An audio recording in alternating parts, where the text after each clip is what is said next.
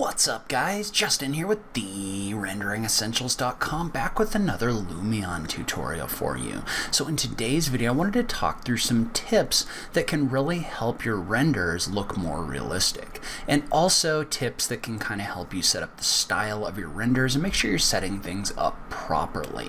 So let's go ahead and just jump into it. All right, so to start off, there's an excellent article on Lumion's website that you should check out on their blog.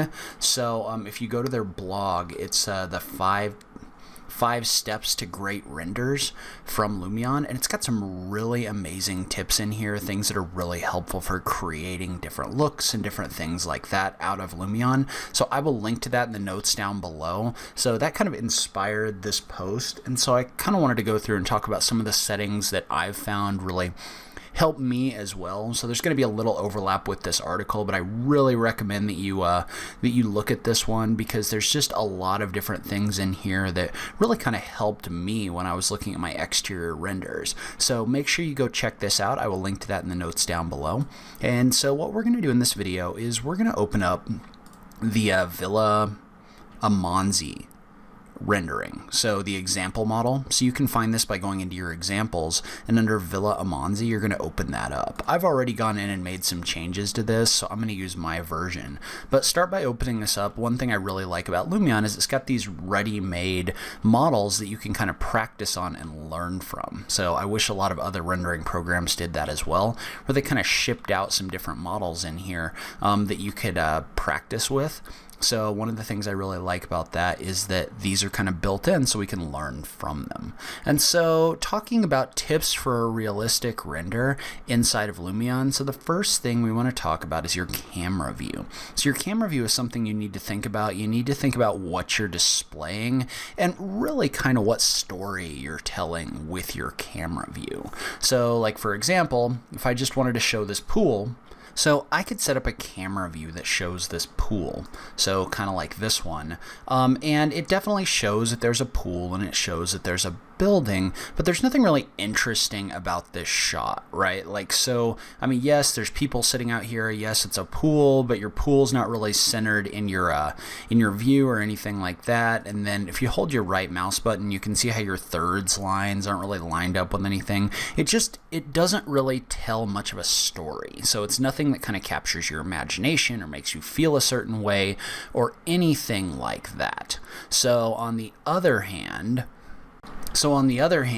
if you were to just take this camera view and just kind of straighten it out and adjust your focal length so you can see more of the building and things like that, at least you've got everything kind of centered in here. So you could maybe move this off to the side a little bit, or set this up kind of straight on, maybe adjust your focal length so the whole building fits in here. So at least then this is something that kind of shows everything. It shows the whole pool. The pool is almost like a walkway or something that draws your eye to the middle of this building. So that's something you could do, set up your camera view to show that. Or the camera view that I like and that I've chosen, all I did is I've just kind of moved this off to the side, but what I've done is I moved my camera up just a little bit so you can see the mountain in the background. And so what I've got is I've got mountains up here, I've got my pool down here, and what we're going to do is we're going to set up our lighting to show more of an evening scene. So it's something that at least gets you kind of a feel for the location of the building with the mountains in the background, and it's still got the pool in here. It also shows you a little bit more of the height of the building. So it's just something that's going to show you a little bit more of what's going on here. And this will get better as we go, but just think about what you're trying to display and what you're trying to have people focus on when you set up your shot. And so the next thing you need to think about is the kind of scene you're going to create. And specifically, I want to talk about what you want your lighting to be. So you need to decide if this is going to be a daytime scene or a nighttime scene. And so the reason this is going to be important is because you're going to want lighting inside of your scene. So when you're inside of your scene, if you decide it's going to be a night scene, you're going to have to go back into your build mode. And if I go in here and click on the select button and I click on the lights, you can see how when I move my mouse in here, there's a number of different lights placed in here. So there's lights placed in the pool, there's lights placed over here in order to light this exterior deck. So if you decide that you're going to have a night scene, then you're going to have to add some lighting in order to kind of fill this in and make it look more realistic. Otherwise, it just doesn't look very good. So step 2 is just setting up your lighting. So make sure that you have lights in here for places that lights would be, just by using place mode and using the lights function. So if it's going to be a daytime scene, those lights maybe aren't as important, but they can still provide some interesting accents to your interior areas. So they're still worth thinking about.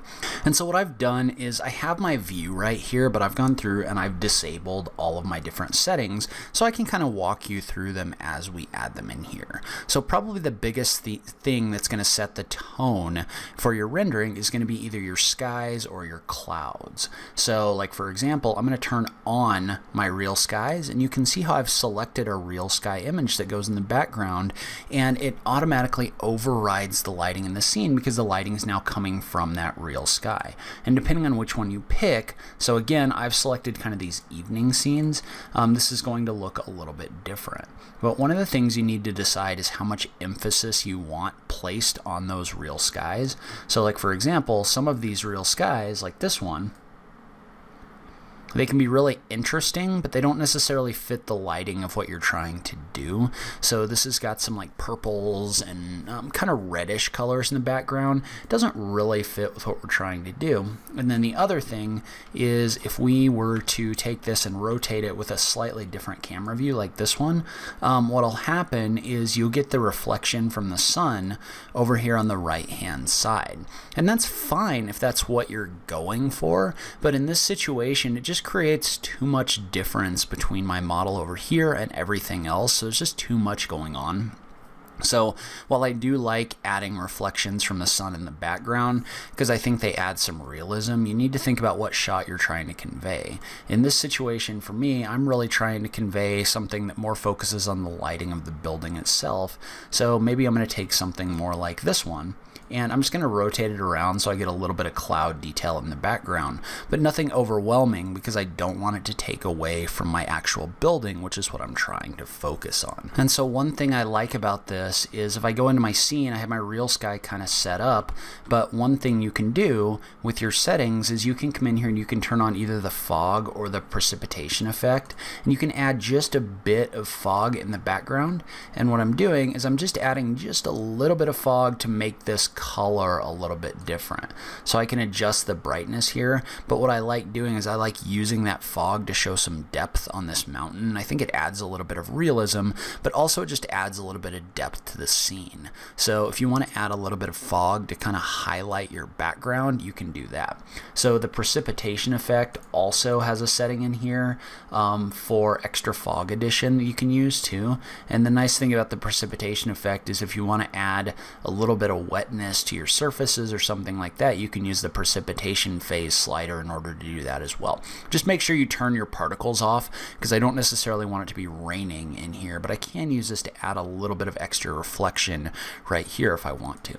So another thing that's really subtle, and it's something that you're going to deal with at least some. A lot of these changes are going to be really subtle, but when you add them all together, they make your rendering look a lot more realistic. So you can add 2-point perspective in here, and what that's going to do is that's just going to adjust your perspective just a little bit. So you can see how sometimes you get a little bit of distortion with your focal length or something like that. And if you come in here and you enable 2-point perspective, what that's going to do is that's going to kind of fix a little bit of that distortion so that you don't have quite such weird sight lines in here. So you can add 2-point perspective in order to kind of straighten that out and give this a little bit better perspective. So I'm not going to talk too much about these other settings. I would say make sure that you have hyperlight in here and turned on. But the next thing I want to talk about is your color correction, because what you can do with your color correction is you can use this to change the feel of your scene from like a brighter color temperature to more of a cool color temperature, you can also adjust the tint of the different colors. So you can see how if I move this to the left, I get more greens. If I move it to the right, I get more kind of reds in here. I kind of leave that one in the middle. But then the other thing you can adjust, depending on what you're trying to achieve, is you can adjust the vibrance of the colors and also the saturation of the colors. So you want to be careful with these. You can definitely use them to add more interesting colors in here. But like if you drag your saturation all the way to the right, then you're going to oversaturate your image and it doesn't look realistic anymore. So be careful with these, but you can kind of play around with them depending on what your style is for your renderings in order to kind of get the result you want, but also just kind of adjust the feel for this rendering. So another effect that's really going to adjust the way this looks is your sharpen effect. So if you bring sharpen in and you turn that on, what that's going to do is that's going to sharpen your edges inside of your rendering. So you can see how if I turn sharpen on and I adjust this, my edges get really defined. And then if I turn it off, then a lot of my edges are more like fuzzy in the background. And again, it's another thing that's just, it's very subtle. But when you make that change, you can see how it definitely changes the way this looks inside of your rendering. So I like to turn the sharpen a little further up. I like to have my edges just a little more defined inside of my image. So then exposure is going to adjust how bright your image is. So if you want this to be brighter, you can drag it to the right. If you want it to be a little dimmer, you can drag it to the left. So I would say I like to keep this kind of in the middle here for the most part. You know, maybe move it up like 0.1 or 0.2 or something like that, but not too much more than that. But you can use this to adjust the overall brightness of your scene. So another thing that's going to be really important when you do this rendering is your reflection planes. So reflection planes define to Lumion where it should calculate your reflections. But if you click on this and you come in here and you click on the button for edit reflection planes, what you want to do is you want to add reflection planes wherever there's glass in here. And I'd like to add it to the water, but the water's kind of weird. It's not in here as an actual plane, so it's not working very well. Generally, you want to add this to your water as well. But you can see how I've added this to all of the glass materials that are really going to be prominent in my scene. One thing to note about this, though, is this is going to affect the length of your rendering. So the more of these that are in here, the more this is going to come in here and do calculations with your light and things like that. So just depending on your rendering, if you're having huge performance issues, maybe don't put these on glass that's going to be like way in the background or stuff that you can't see very well, as having those reflections isn't really going to be that important anyway. And so then my last tip, something that's going to save you a bunch of time, is once you find a setting in here that you like. So for example, this one, I would say go up to your File option and click Save Effects. Because what that means is you can then save this setting and you can open it up in other renderings. So you're not going to have to re-render this. And so because I've saved this, if I go back and I open up a different model, so like for example, if I go open up the Villa Wegner model and bring this in, instead of having to do anything really complicated, I can just go into my photo mode and I can find kind of a view that I like. So let's say, for example, that I like this camera view or something like that. You could just go in and you could do a File, Load Effects, and you could just find this effect. So in this case, I've saved it as early evening. And you can see how you can bring this in without having to make a whole lot of changes or anything like that. And then all you have to focus on is, if you remember we talked about lighting, you probably need to add some lights into this one. So you could just come into place mode. You could add some lights up here. I'll add kind of a down light in the middle of my pool and then a couple lights on the walls. And then if I go back into photo mode, you can see how I've already got that preset loaded up and ready to go. And so now if I wanted to render this, I could just come in here and make whatever changes I want to make. So like for example, for this one, I would turn the vibrance of the colors up a little bit, maybe adjust the saturation a little bit to get that kind of same effect that we had in there before. And from there, you could just render this out and you'd have a really good rendering using just those quick settings that you'd already saved.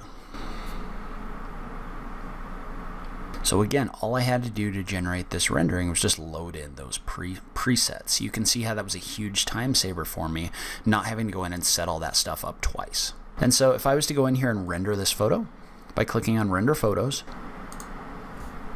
and run this, you can see how this is going through, and this is calculating things like your reflections and everything else, because there's not a whole lot going on in my sky in the background. I'm not getting a lot off of there.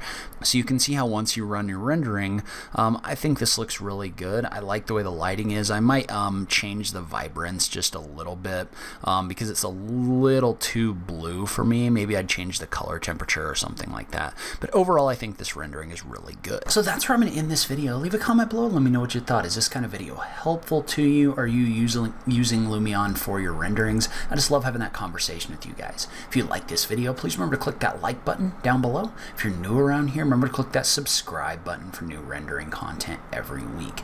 As always, thank you so much for taking the time to watch this. I really appreciate it, and I will catch you in the next video. Thanks, guys.